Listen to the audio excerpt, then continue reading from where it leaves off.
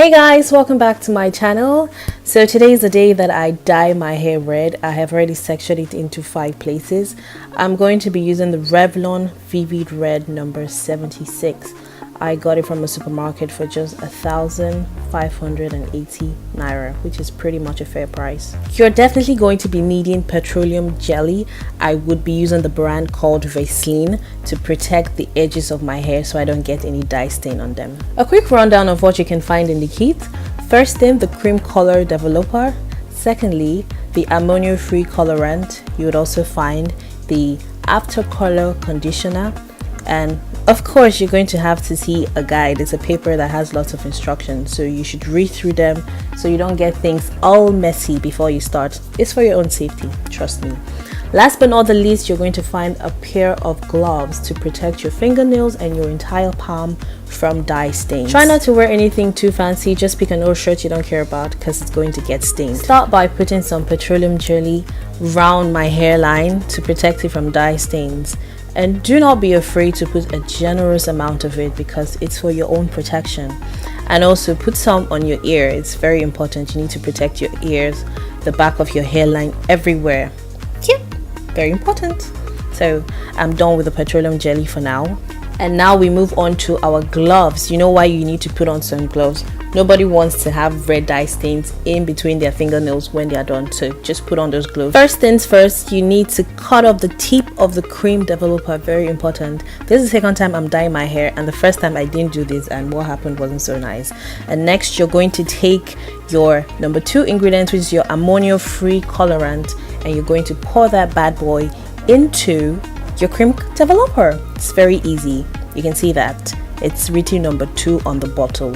So you open it and pour it gently, slowly. Well, it doesn't matter how slow or fast you pour it in, but just be careful so you don't get yourself stained. Close it, and after that, take a finger, put it on the top of that place you cut, and then you just shake that bad boy. Just shake it. I think something got into my eyes, but just ignore that. So we're going to go into the main dyeing of the hair. Remember, I split my hair in 5 places, so we're going to attack one after the other. Take your comb and detangle your hair. Nobody wants to dye a tangled hair. It doesn't come out so nice. So comb your hair properly, and then you shake your dye a little bit more. And if you can see very well, it's actually turning red. It wasn't as plain as this. As you go further, you see the color red cake. It becomes more vibrant or more vivid, whichever. So what I like to do is I pour a little bit on, and then I start to split my hair into little sections so everything just gets in. You know, like when you're marinating your meat or your chicken, whatever, just let the ingredients sip in. So what I like to do is I like to divide my hair. Those 5, I take one piece and I divide it into smaller bits and apply some more dye. See what I'm talking about? You're definitely going to get stained, so don't wear anything fancy. Don't wear white you're going to use another time. It's going to be ruined. Don't do that. So this is pretty much the process. Go and just massage the dye into your hair. I read in the instruction that it shouldn't get to the root of your hair, which I tried to do. But as I went on, I'm like, what's the point? If you're going to go red completely. And that is why eventually at the end of the video, I took the dye all the way down to my roots. But before then, this is all I had to do. Just apply the dye towards the end, not touching my roots. If you can look properly, you would see what I was talking about. The dye coming out of the bottle is now it's very red compared to how it was at the beginning of the video. It wasn't this red, but as the time goes further, you see that it gets more red, and that is what we're trying to achieve. We're trying to achieve a vivid red color. Can you see that? Yep, I got dye on my hair. I've got dye on not on my hair. I have dye in my hair. I put some more dye at the tip of my hair because I want it to be really red.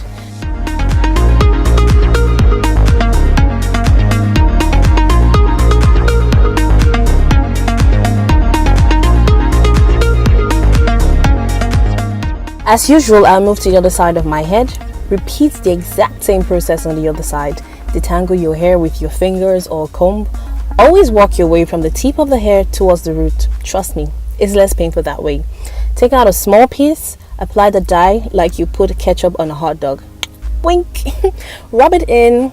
Can you see that? Rub that in very well. Rub it in, keep rubbing it in. Can you see that? Can you see? Don't give me a copper-ish look like copper brown, but let's see how it looks. Let's wait till the end of the video to see. The next thing is that you mat it into a twist and then turn it into a bantu. Do you see where the petroleum jelly comes in handy? I told ya. Do the hot dog application. Yeah, that sounds good. The hot dog application. Rub it in, cut out a little portion and apply some more dye. It's the same old process. Oh shit, it fell on my fresh laps. Well, I just had to take it off and put it on my hair because no wasting is allowed here, okay? So after that, you turn it into a twist and the story is becoming boring. But after that, you just move to the next one.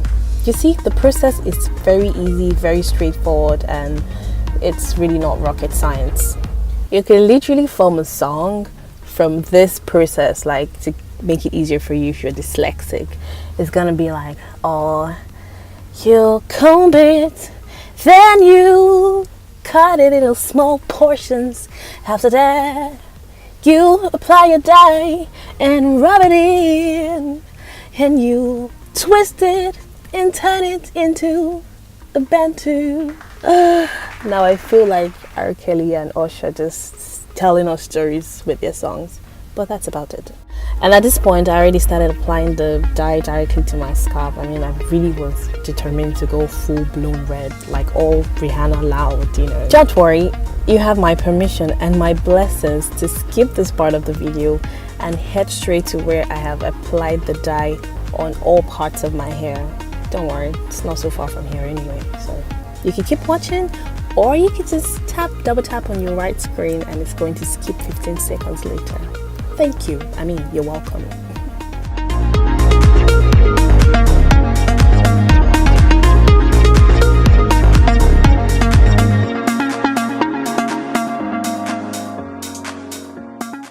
At this point, I'm going to go off the camera to do the rest of my hair so I don't like bore you with my skills, you know. And this is it. This is the final look. Not necessarily the final look, but this is the dye all over my hair. At this point, it was pretty red, so I was really excited. We have one more step, and that is to use the after color conditioner to wash my hair. It's going to help the dye set in properly. So, bye guys. So this is the final product. Like I said earlier, I have previously dyed my hair with this same hair dye, and I wasn't really satisfied because apparently my hair is too dark.